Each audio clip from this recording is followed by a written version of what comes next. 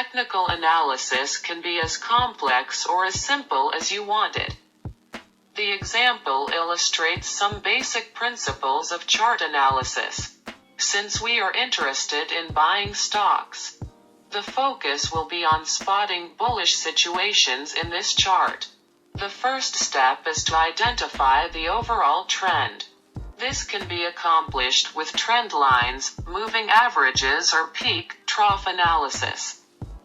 For example, the trend is up as long as price remains above its upward sloping trend line or a certain moving average.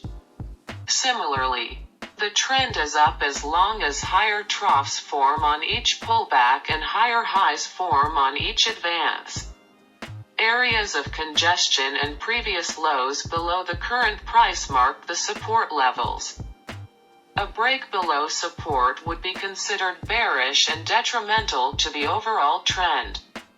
Areas of congestion and previous highs above the current price mark the resistance levels.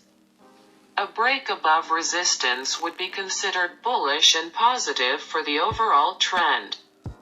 Momentum is usually measured with an oscillator such as MACD.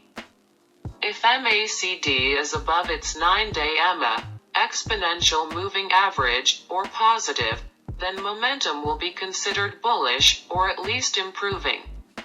For stocks and indices with volume figures available, an indicator that uses volume is used to measure buying or selling pressure. When check-in money flow is above zero, buying pressure is dominant.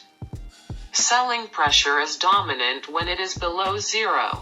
The final step is to synthesize the analysis to ascertain the following: strength of the current trend, maturity or stage of the current trend, reward to risk ratio of a new position, potential entry levels for a new long position.